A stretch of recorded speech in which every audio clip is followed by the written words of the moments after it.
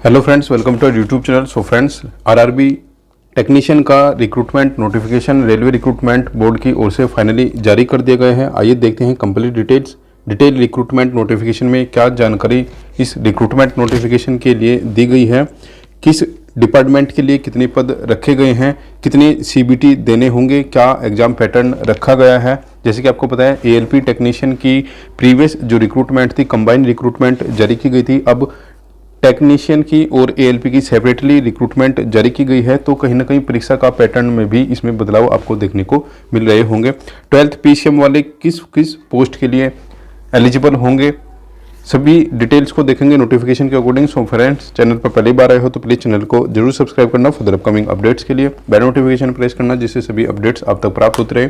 आइए स्टार्ट करते हैं आज की वीडियो को। सो फ्रेंड्स, ये वो रिक्रूटमेंट नोटिफिकेशन है जो आपको आरआरबी की वेबसाइट पर देखने को मिल जाएगी। Detail centralise employment notification number 2/24 ये रिक्रूटमेंट नोटिफिकेशन जारी किया गया है टेक्नीशियन की रिक्रूटमेंट के लिए। इसमें बताया गया है recruitment of technician grade 1 signal and various categories technician grade 3। Date of online application 9/3/2024। Closing date यहाँ पर रखी गई है 8/4/2024। मॉडिफिकेशन की डेट यहाँ पर बताई गई है 9/4 से लेकर 18/4 तक। ठीक है, यानी कि 9/4 से 18/4 तक आप मॉडिफिकेशन अपनी रिक्रूटमेंट नोटिफिकेशन के फॉर्म में कर सकते हो। टेक्नीशियन ग्रेड 1 की जो पोस्ट है सिग्नल की, इस लेवल 5 की, इसमें नंबर ऑफ वैकेंसीज 1092 वैकेंसीज यहाँ पर दी गई है और एज जो दी गई है 18 से 36 वर्ष की एज यहाँ पर दी गई है। टेक्नीशियन ग्रेड 3 के लिए 8052 पोस्ट यहाँ पर दी गई है और 18 से 33 वर्ष की एज यहाँ पर रखी गई है। कुल मिलाकर 9144 पदों के लिए ये रिक्रूटमेंट नोटिफिकेशन जारी किया गया है। इसमें ध्यान रहे जो 3 साल का एज रिलैक्सेशन है वो ऑलरेडी इंक्लूड इसमें किया जा चुका है। तो जो भी कैंडिडेट ये डाउटफुल है कि एज रिलैक्सेशन नहीं दिया गया, तो आपकी जो ये एज रखी गई है ये 3 साल का एज रिलैक्सेशन देने के बाद ही यहाँ पर रखी गई है। एलिजिबिलिटी बताई गई है। एलिजिबिलिटी सभी पोस्ट के लिए अलग अलग एलिजिबिलिटी रखी जाएगी यहाँ पर। ठीक है, वो कंप्लीट डिटेल्स आगे देखेंगे। एज यहाँ पर बताई गई है 18 से 36 सिग्नल ग्रेड 1 के लिए, 18 से 33 ग्रेड 3 पोस्ट के लिए यहाँ पर रखी गई है। मेडिकल फिटनेस के लिए बताया है candidate who are found medically unfit for the post shall not be given any alternate appointment. ठीक है, अल्टरनेट अपॉइंटमेंट कोई भी यहाँ पर नहीं दिया जाएगा। सिलेक्शन ऑफ आरआरबीज आपको काफ़ी केयरफुली करना होगा। ठीक है, क्योंकि ये बाद में इसमें कोई परिवर्तन आप नहीं कर सकते। ऑनलाइन एप्लीकेशन के दौरान आपको वेबसाइट पर online application candidate will be asked to create account. ठीक है, आपको एक अकाउंट क्रिएट करना होगा। ठीक है, if a candidate has already created account for CEN 1/19 they should use same account। ठीक है, सेम अकाउंट डिटेल से यदि आपने एएलपी फॉर्म भरा है ऑलरेडी तो सेम अकाउंट डिटेल से ही आपको अपना रिक्रूटमेंट नोटिफिकेशन टेक्नीशियन की पोस्ट के लिए अप्लाई करना होगा।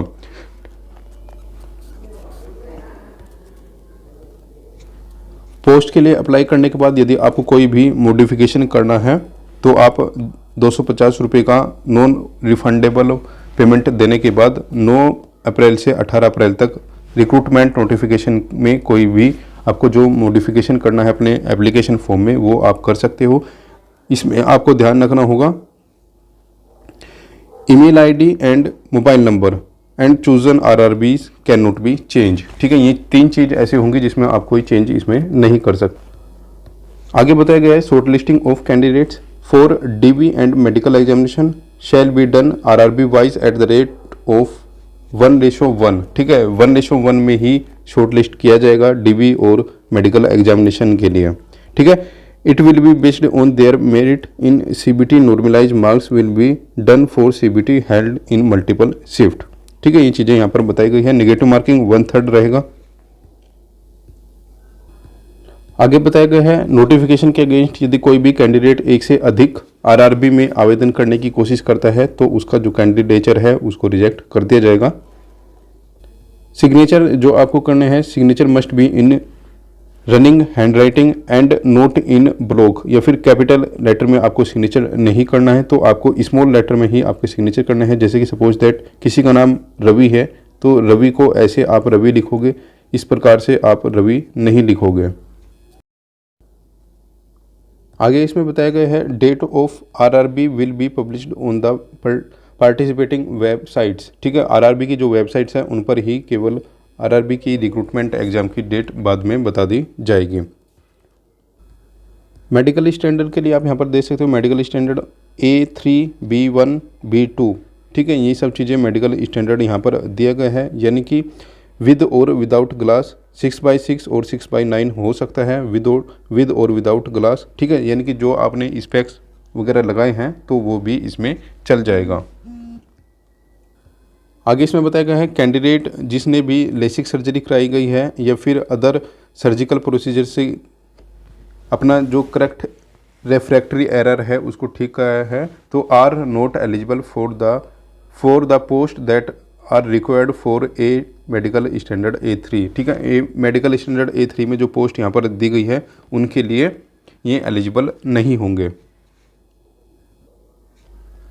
ठीक है फ्रेंड्स, उसके बाद की जो नीचे की जो पोस्ट है उसके लिए ही केवल लेसिक सर्जरी को ठीक कराने वाले जो लेसिक सर्जरी वाले जो कैंडिडेट है वो केवल और केवल नीचे की जो 2 पोस्ट दी गई है इन्हीं में ही एलिजिबल होंगे, B1 और B2। रिजर्वेशन आप यहाँ पर देख सकते हो SC/ST 5 साल, OBC 3 साल। ठीक है, बाकी रिजर्वेशन आप यहाँ पर देख सकते हो। एग्जामिनेशन फ़ीस बताई गई है, सभी कैंडिडेट को 500 रुपये फ़ी पेमेंट करना होगा, जिसमें कि SC/ST जो कैंडिडेट हैं उनको 250 रुपये फ़ीस पेमेंट करना होगा। इसमें से आपके 400 रुपये और ये कंप्लीट जो फ़ीस है उसको रिफ़ंड बाद में कर दिया जाएगा फर्स्ट ईयर एग्ज़ाम के बाद। आगे इसमें बताया गया है मोड ऑफ़ पेमेंट के लिए, mode of payment online fee payment आपको करनी होगी, जो कि debit card, internet banking, credit card, UPI। ठीक है, सभी प्रकार से आप जो फीस पेमेंट है उसको कर सकते हो। देखिए फ्रेंड्स, इसमें सबसे जो इम्पोर्टेंट पॉइंट है ये पॉइंट आपको ध्यान रखना होगा, EBC यानी कि इकोनॉमिक वीकर सेक्शन वाला जो सर्टिफिकेट बनता है वो चीज़ें आपको ध्यान रखनी होगी। जो भी EWS वाले कैंडिडेट हैं उनको स्पेशली ये चीज़ को ध्यान रखना होगा। कोशिश करना जितने भी EWS वाले कैंडिडेट हैं वो लेटेस्ट का अपना EWS का सर्टिफिकेट बनवाने के बाद ही उसको अपलोड करें, उसकी डिटेल्स को अपलोड करें। ठीक है, तो कोशिश करना कि ये लेटेस्ट का ही आप बनवा के रख लेना एक बार। ठीक है, हालांकि डॉक्यूमेंट वेरिफिकेशन के साथ भी आप अपना एक बना सकते हो, लेकिन अभी लास्ट डेट से पहले का भी एक आपके पास ये चीज़ें होनी चाहिए। एग्जामिनेशन फ़ीस रिफंड के लिए इसमें बताया गया है all candidate must carefully mention bank details. ठीक है, name of the bank, name of the account holder, account number and IFSC code. ठीक है, जो भी कैंडिडेट ये फॉर्म अप्लाई करेंगे अपने आप से या फिर साइबर कैफ़े से, तो ये चीज़ें आपको ध्यान रखनी होगी, क्योंकि बाद में इसमें बताया गया है the responsibility for furnishing correct bank account detail lie on the candidates and RRB shall not entertain any correspondence from the candidate. ठीक है, बाद में ही कोई इसमें सुनवाई नहीं की जाएगी, इसलिए RRB ने ये चीज़ें पहले ही आपको बता दी है। तो आपका जो भी बैंक डिटेल है उसको केयरफुली आपको रखना होगा। ठीक है, ये चीज़ें हम ऑलरेडी आपको बता चुके हैं। कम्युनिटी स्टेटस OBC वाले, ठीक है, और EWS वाले ध्यान दें, लास्ट डेट से पहले का आपका जो सर्टिफिकेट है वो इसमें होना कंपलसरी है। ठीक है, एक सर्टिफिकेट आप बनवा लीजिए OBC वाले और EWS वाले ध्यान दें। ये सेंट्रल गवर्नमेंट का आपका जो सर्टिफिकेट है वो इसमें लगेगा, कोई भी स्टेट गवर्नमेंट का सर्टिफिकेट इसमें नहीं लगेगा। जो रिक्रूटमेंट प्रोसेस है वो यहाँ पर बताई गई है, candidate should apply only through online mode. ठीक है, उसके बाद में क्या होगा, the recruitment process shall comprise the following stages. CBT, ठीक है, एक CBT होगा, केवल डॉक्यूमेंट वेरिफिकेशन होगा और उसके बाद में मेडिकल एग्जामिनेशन होगा। फ्रेंड्स, आपको याद होगा जो भी कैंडिडेट हमारे चैनल को पहले से फॉलो करते हैं, ALP के लिए हमने जब वीडियो बनाई थी उसी के टाइम पर हमने बताया था आपको कि इस बार टेक्नीशियन में केवल और केवल एक CBT आपको देना होगा। ठीक है, उस टाइम पर भी हमने आपको बता दिया था कि इस बार केवल और केवल सिंगल सीबीटी से ही आपका टेक्नीशियन का रिक्रूटमेंट होने वाला है। तो यहाँ पर आप देख सकते हो सिंगल सीबीटी केवल और केवल यहाँ पर बताई गई है। Information on examination schedule and the venues will be given to the eligible candidate in due course. ठीक है, ये चीज़ें बाद में बता दी जाएगी। ठीक है, कंप्यूटर बेस्ड टेस्ट जो होगा वो इस प्रकार से होगा, आप यहाँ पर देख सकते हो। They will be separate CBT for each पे लेवल। ठीक है, यानी कि इसमें 2 पोस्ट दी गई है, ग्रेड 1 की और ग्रेड 2 की, दोनों के लिए अलग अलग सीबीटी यहाँ पर रखा गया है। ड्यूरेशन यहाँ पर देख सकते हो 90 मिनट की बताई गई है। 100 क्वेश्चन होंगे, 1/3 की नेगेटिव मार्किंग होगी। नॉर्मलाइजेशन रखा जाएगा। ठीक है, और minimum passing percentage for eligibility unreserved के लिए। ठीक है, इनसे वैसे कुछ होता नहीं है। ठीक है, यहाँ पर देखिए, ठीक है, इसमें बताया गया है the marks score in CBT shall be counted for short listing of candidate for further stages of this recruitment process. ठीक है, इसमें बताया गया है सीबीटी के लिए syllabus of CBT for technician grade 1। ठीक है, टेक्नीशियन वालों के लिए ये सिलेबस रखा गया है। General awareness, general intelligence and reasoning, basic computer application. ठीक है, बेसिक कंप्यूटर एप्लीकेशन से भी क्वेश्चन होंगे, मैथमेटिक्स से भी क्वेश्चन होंगे, बेसिक साइंस एंड इंजीनियरिंग। ठीक है, बेसिक साइंस एंड इंजीनियरिंग से भी इसमें क्वेश्चन पूछे जाएंगे। और क्वेश्चन इसमें बताए गए हैं tentative subject wise breakup of question marks. ठीक है, जो सीबीटी होगा वो टेक्नीशियन ग्रेड 1 के लिए जो क्वेश्चन होंगे वो टेंटेटिवली इस प्रकार से आपको देखने को मिल रहे होंगे। जनरल अवेयरनेस के 10 क्वेश्चन होंगे, रीजनिंग के 15 क्वेश्चन होंगे, कंप्यूटर के 20 क्वेश्चन होंगे, मैथमेटिक्स के 20 क्वेश्चन और बेसिक साइंस एंड इंजीनियरिंग के 20 क्वेश्चन होंगे। ठीक है, सो फ्रेंड्स, ये है सिग्नल ग्रेड 2 वाला जो सिलेबस था, ये आप देख चुके होंगे। जो लेवल 5 की जॉब है उसके जो पैटर्न था वो यहाँ पर बताया गया था। अब नीचे बताया गया है जो पैटर्न होगा वो टेक्नीशियन ग्रेड 3 का क्या रहेगा, सेम रहेगा, ऊपर वाला ये है। ठीक है, अब यहाँ पर बताया गया है syllabus for CBT pay level 2। ठीक है, वेरियस कैटेगरीज ऑफ टेक्नीशियन। ठीक है, mathematics, general intelligence, reasoning, general science इसमें पूछी जाएगी। The syllabus under this shall cover physics, chemistry, life science up to 10th level. ठीक है, और जनरल अवेयरनेस। ठीक है, जनरल अवेयरनेस की क्वेश्चन भी इसमें पूछे जाएंगे। और देखिए ये ब्रेकअप ऑफ क्वेश्चन आप यहाँ पर देख सकते हो। Mathematics 25, general intelligence reasoning 25, general science 40 और जनरल अवेयरनेस केवल 10 नंबर की। ठीक है, स्पेशली ध्यान दीजिए जितने भी ग्रुप डी वाले कैंडिडेट हैं, ठीक है, ग्रुप डी वाले कैंडिडेट हैं वो भी इस टॉपिक को देख के अपना जो तैयारी है आप अपनी स्टार्ट कर सकते हो। उसके बाद में बताया गया है डॉक्यूमेंट वेरिफिकेशन होगा सीबीटी के बाद में। ठीक है, 1:1 में ही केवल कैंडिडेट को लिया जाएगा। आगे बताया गया है ऑनलाइन जो मैंडेटरी जो स्कैन डॉक्यूमेंट्स होंगे वो कौन कौन से होंगे, इसमें बताया गया है। फ्रेंड्स, ये चीज़ें आपको यहाँ पर ध्यान रखनी होगी। जो फोटोग्राफ होगा वो आपका वाइट बैकग्राउंड में फ़ोटोग्राफ आपका होना चाहिए, क्योंकि ये पॉइंट ऐसा पॉइंट है मैक्सिमम जो एप्लीकेशन रिजेक्ट होंगी वो इसी पॉइंट पर होने वाली है। ठीक है, वाइट बैकग्राउंड में आपको फ़ोटो ध्यान रखना होगा ज़रूर। और इसमें बताया गया है ऑलरेडी पहले से ही बता दिया गया है, आगे भी सेम फोटोग्राफ ही आपको रखना होगा। ठीक है, ये लिस्ट ऑफ आरआरबीज़ आप देख सकते हो, आप किसी भी एक आरआरबी की वेबसाइट पर जाकर अप्लाई कर सकते हो। फ्रेंड्स, इसमें एक बात और यहाँ पर बताई गई है, यदि किसी कैंडिडेट के पास दोनों ही रिक्रूटमेंट की एलिजिबिलिटी है तो आप अलग अलग एप्लीकेशन फ़ी पेमेंट करने के बाद अलग अलग एप्लीकेशन आपको अप्लाई करना होगा। ठीक है, 2 एप्लीकेशन फॉर्म आपको अप्लाई करने होंगे यदि दोनों ही पोस्ट के लिए आपके पास एलिजिबिलिटी है।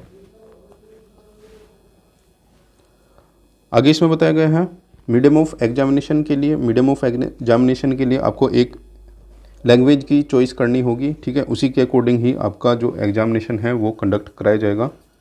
ठीक है, मॉडिफिकेशन का ऑलरेडी हम बात कर चुके हैं। ठीक है, आइए अब देखते हैं वैकेंसीज़ का डिवीज़न किस प्रकार से किया गया है।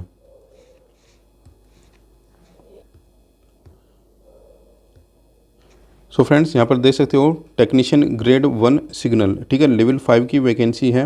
यहाँ पर इसमें बताया गया है bachelors of science in physics, electronics, computer science, information technology. ठीक है, ये सब चीज़ें आप यहाँ पर देख सकते हो। यदि आपके पास 3 ईयर डिप्लोमा है तो भी आप लेवल 5 वाली वैकेंसी के लिए एलिजिबल यहाँ पर हो जाओगे। टेक्नीशियन ग्रेड 3 ब्लैक स्मिथ के लिए बताया गया है मैट्रिकुलेशन ITI NCVT से हो for forger and heat treater, foundryman, battery maker, ठीक है, पैटर्न मेकर, मॉडलर और matriculation certificate plus course apprentice act, ये सब चीज़ें आपके पास कोई भी एलिजिबिलिटी आप और के साथ में यहाँ पर रख सकते हो। ठीक है, असिस्टेंट ब्रिज में भी आपके साथ पास ITI होना कंपलसरी है। ठीक है, मोस्टली केसेस में आप यहाँ पर देख सकते हो ITI सभी जो वैकेंसीज़ हैं इनमें ITI होनी कंपलसरी है। ठीक है, इसमें भी ITI देखिए मैक्सिमम ITI आपके पास होनी कंपलसरी इसमें बताई गई है। ठीक है, तो फ्रेंड्स इसमें स्पेशली जो 12th वाले जो कैंडिडेट है वो केवल और केवल इस वैकेंसी के लिए आप यहाँ पर एलिजिबिलिटी यहाँ पर रख सकते हो टेक्नीशियन ग्रेड 3 SNT में। ठीक है, टेक्नीशियन ग्रेड 3 SNT में ही केवल और केवल 12th फिजिक्स वाले कैंडिडेट एलिजिबल हैं। ठीक है, B1 मेडिकल कैटेगरी में। उसके बाद में आप वैकेंसीज यहाँ पर देख सकते हो, अलग अलग लेवल की वैकेंसीज यहाँ पर बताई गई है। ठीक है, RRB अहमदाबाद में कुल वैकेंसीज बताई गई है 761 वैकेंसीज दी गई है। अजमेर में बताई गई है RRB अजमेर।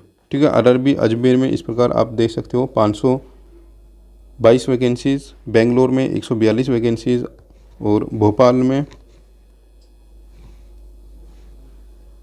में यहाँ पर देख सकते हो आप 452।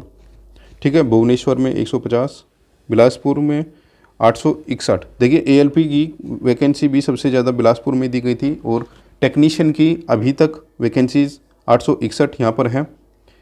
चंडीगढ़ में 111 वैकेंसीज, चेन्नई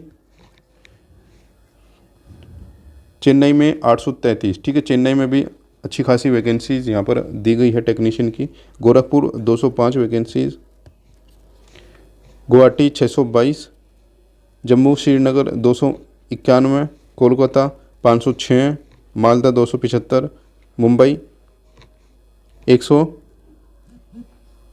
मुंबई में वैकेंसीज दी गई है 1284। तो फ्रेंड्स सबसे हाईएस्ट जो वैकेंसीज आप देख सकते हो यहाँ पर 1284 वैकेंसीज RRB मुंबई। ठीक है, RRB मुंबई। दूसरे नंबर पे आपको मिलेगा बिलासपुर। ठीक है, और तीसरे नंबर पर आपको मिलेगा चेन्नई। ठीक है, ये 3 जोन अभी तक सबसे हाईएस्ट वैकेंसीज के साथ है।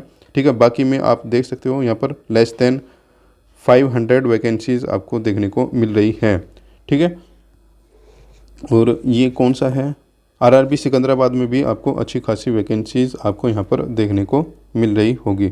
744 वैकेंसीज आप यहाँ पर देख सकते हो।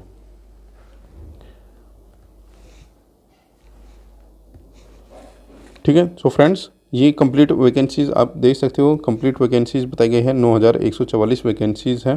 ठीक है, इस प्रकार आपने लगभग सभी जो रिक्रूटमेंट प्रोसेस है वो सभी इम्पोर्टेंट पॉइंट्स हैं हमने इस रिक्रूटमेंट के कवर कर लिए हैं। तो फ्रेंड्स स्पेशली आपको ध्यान रखना होगा, जो भी फ़ोटो आप बनाओगे फ़ोटो वाइट बैकग्राउंड में होना चाहिए। ठीक है, वाइट बैकग्राउंड में। ठीक है, इसकी वजह से आपके फ़ोटो रिजेक्ट होंगे बाद में। ठीक है, काफ़ी कैंडिडेट ये काम अभी भी नहीं करेंगे। IFSC कोड यानी कि आपको बैंक डिटेल अपनी ही बैंक डिटेल देनी है। ठीक है, साइबर कैफ़े से जो भी कैंडिडेट अप्लाई करेंगे उनको भी।